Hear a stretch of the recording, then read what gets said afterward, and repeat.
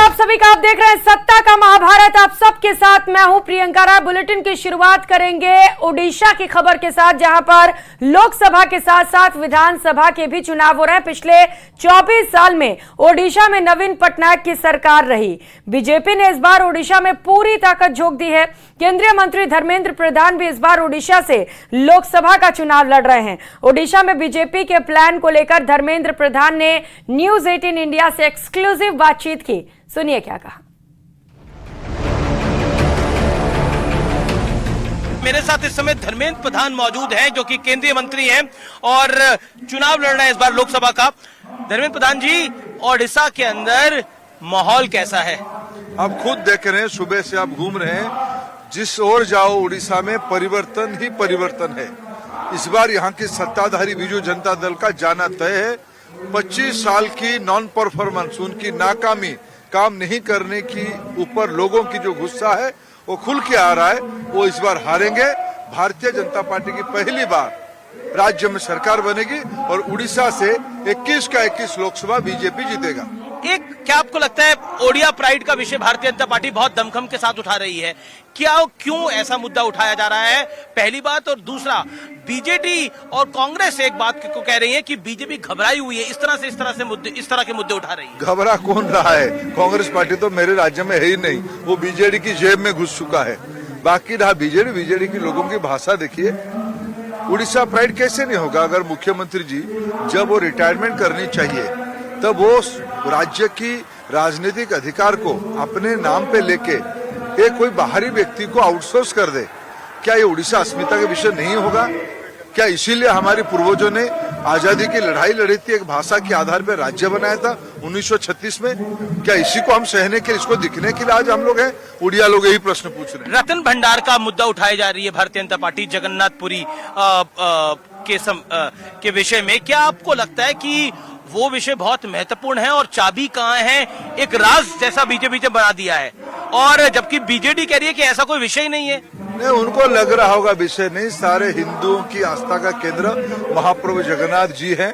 4.5 करोड़ लोग जानना चाहते हैं, हाईकोर्ट कहने के बावजूद राज्य सरकार की क्या व्यवस्था है, किस चीज को छुपाना चाहते हैं?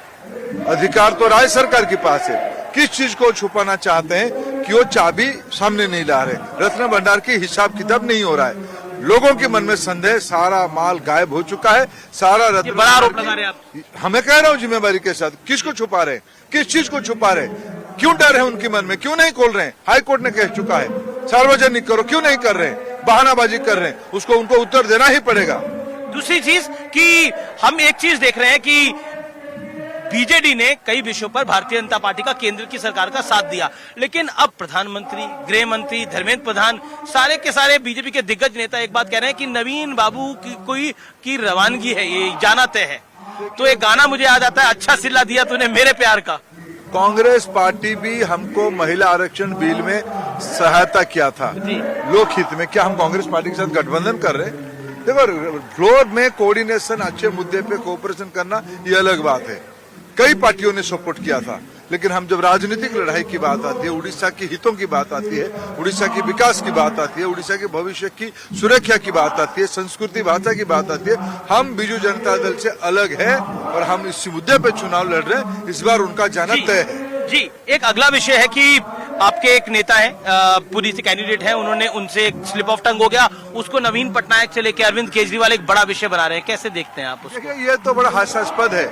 और उन्हीं की पार्टी के नवीन बाबू, तो आजकल मेरा आरोप है कि नवीन बाबू जी को खुद बहुत सारा विषय में मालूम नहीं होता है। उनकी जो गुमास्ता है, आउटसोर्स अधिकारी कर्मचारी है, वही जो कहते हैं उसको कह देते हैं। पिनाकी मिश्रा जी का स्टेटमेंट में क्या था, प्रताप देव जी की स्टेटमेंट में क्या था, उन्हीं की पार्टी की बाकी लोगों की स्टेटमेंट क्या था? वो तो कई बार नवीन पटनायक जी को महाप्रभु से ऊपर कर चुके हैं।